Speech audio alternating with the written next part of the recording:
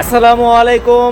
প্রচুর পরিমাণ কমেন্ট করছিল আগের ভিডিওতে রাসেল ভাই নিয়ে, যে রাসেল ভাই মলদোভা বিষয় নিয়ে রাসেল ভাই একটা ভিডিও করছিলাম। তো ওটাতে প্রচুর পরিমাণ কমেন্ট আসছিল যে রাসেল ভাই কতদিন লাগছে, রাসেল ভাইয়ের মলদোভা ঢুকতে, ওয়ার্ক পারমিট হইতে কত সময় লাগছে। তো বিস্তারিত বিষয় রাসেল ভাই থেকে আমরা শুনবো। তো রাসেল ভাই, আপনি মলদোভাতে মানে যখন পাসপোর্ট জমা দিয়েছেন, ওয়ার্ক পারমিট ভিসাটা হইতে কতদিন সময় লাগছিল? আমি যখন 2023 সালে ফেব্রুয়ারি মাসে ঢুকি তখন আমার সময় লাগছিল প্রায় 6 থেকে 7 মাস। 6 থেকে 7 মাস। হ্যাঁ, ওইটা একটু লং টাইম বেশি লাগছিল। আমি দুইবার মলদোভাতে ঢুকছিলাম।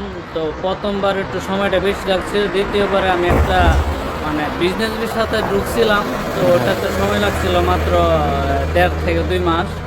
1.5 থেকে 2 মাস প্রথম মোটে। যেটা এটা এজেন্সির মাধ্যমে আসছি আর কি, সব কিছু যাচাই বাছাই করে আর কি।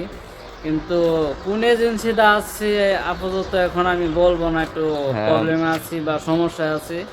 তো আমার কিছু গুরুত্বপূর্ণ কাজ হলে তারপর আমি নিজে সফলতা, বা আমি তো আসছি এখন ইতালিতে, তো আমি নিজে একটু দাঁড়ায় নিই, তারপর আমি বিস্তারিত সব বলবো যে আসলে মলদোভাতে যাওয়া ঠিক কি না, বা সতর্কভাবে আমি আবার আরেকটা ভিডিওতে বলবো যে সব কিছু ডিটেল যে এটা আসলে ঠিক কি না।